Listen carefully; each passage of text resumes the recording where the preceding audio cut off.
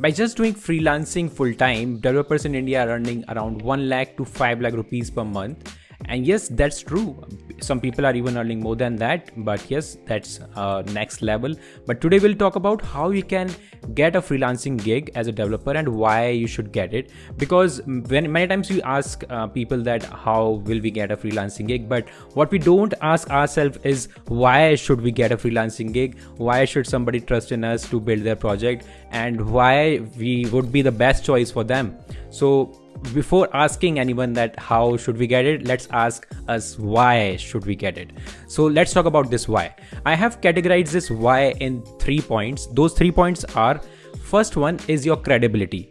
So whenever you work with anyone, be it as a developer or be it as anyone else, as a, in other domains as well, the number one thing that anyone kind of values is your credibility. And what does credibility means?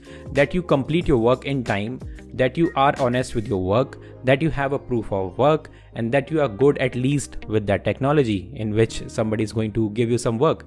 So credibility can be proved by building some projects by yourself and pushing them live. If you are a web developer, you push them on a live server, and if you are an application developer, push it on Play Store or App Store respectively, and then you can show your work to anyone online, right? And second thing is you have a timely delivery. So many times as a developer, we all set certain timelines for our work, and we give that timeline to our client as well. But where we lack sometimes is that we are not able to complete the work according to those timelines. So if you are a developer and if you are making a timeline, then make sure that you know how to make a timeline. If you want, I can make a video on that as well, how you should decide how much time a project will take. But let's talk about the number one thing right now is that whenever you're committing someone about something, then you should complete that commitment. Otherwise it will backfire at you, and the client will think that you are trying to trick him and you're trying to make him a fool, which is not true. I know, but that happens. So I have also experienced these kind of things in the very beginning of my career, when I used to make timelines and I used to fail with those timelines, and we used to have issues and we used to resolve them through the communication. So the next point is, which is driven from here, is you should know how to communicate. If you are working with a client in the freelancing world, it becomes very important for you to know the importance of communication. Otherwise you will not be able to have a good relationship with that other person, and it will be more of like a one-time deal for you. And I don't think that anyone who is into the freelancing field wants to have a one-time client if that client is actually paying him or her well. So to retain that client, in order to do that, you should have a good communication with your client, and you should talk about what on which basis you have made certain timelines. You should talk about your interest areas. You should also give your feedbacks to what can be improved as a developer, what do you think about the product, and everything around that. That helps to build trust with the client, not just for one time, but it is built over time.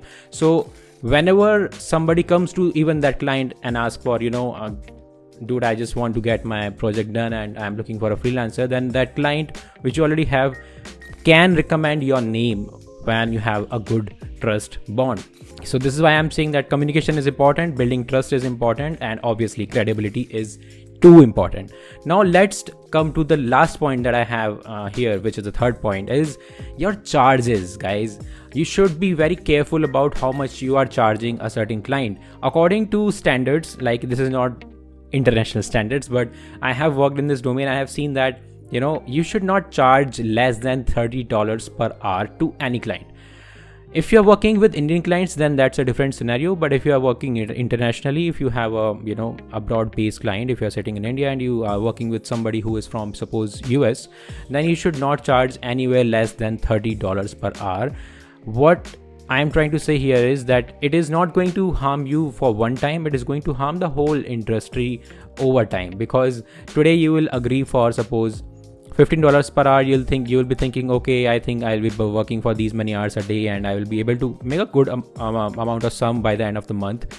But that's not the only thing, guys. I think you should think beyond just a month, and you should think over the long-term thing, where you are kind of disrupting the industry by setting bad examples with charges, and this is going to backfire at you at a certain point of time if you want to become a full-time freelancer.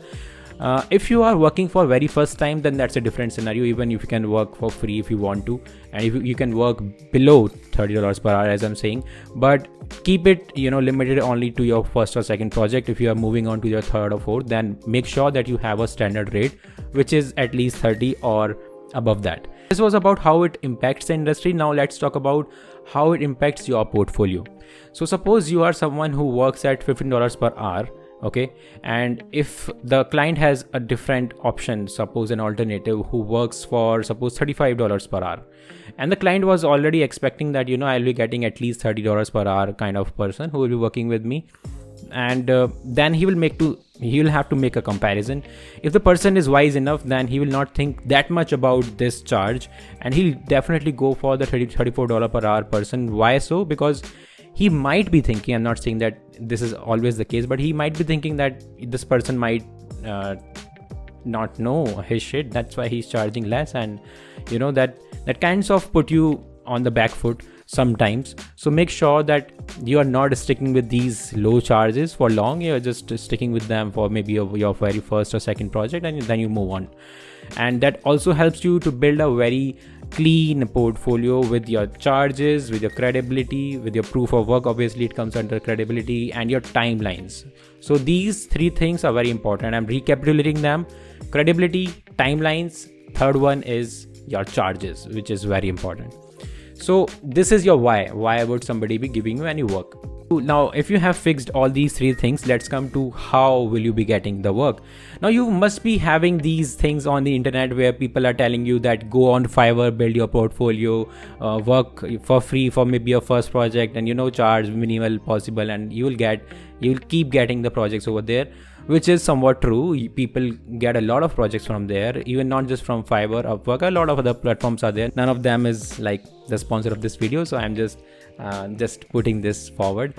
Now let's come to the unconventional side of it, where you will find less competition, because on these platforms we all know what these platforms are for. So obviously there will be people who will be competing with you for the same project that you are applying for, and you will be having comparisons for how much your budget is and all of those things. Now let's talk about some unconventional ways where you will find less competition and still a good possibility of getting a project. Now what are those ways? Simply, these ways are your social media handles. I'm not talking about Facebook, I'm not talking about really Instagram as well, though I can come to Instagram later on. It also helps sometimes. Let's talk about LinkedIn or maybe Twitter now. So if you are a developer, suppose a web developer or again an application developer, then what you can do on your LinkedIn is you start making posts on a daily basis, or if not daily basis, you can start doing it on an alternate day basis, maybe twice a week or thrice a week, something like that, but make it as a schedule, and you put out your work over there on LinkedIn every day or whatever your schedule according to that. And what should be that work be like? It doesn't need to be something very unique. That's not important. I'm not saying that don't do it. If you can, please go ahead and do it. But it's more of about putting out your work, showing your work, and making sure that you have a good discoverability, because people on LinkedIn are coming from different backgrounds.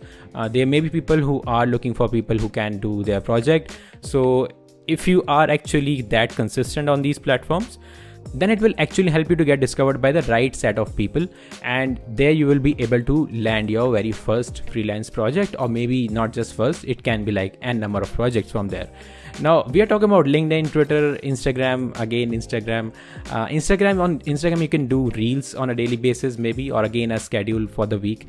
You can start making carousel posts, you can start putting out stories, but the whole point of these social media platform is that you have to be consistent on them, otherwise it will not work in your favor, and you will be saying that Mayank is just making us fool and he's not giving us anything which can be used, right?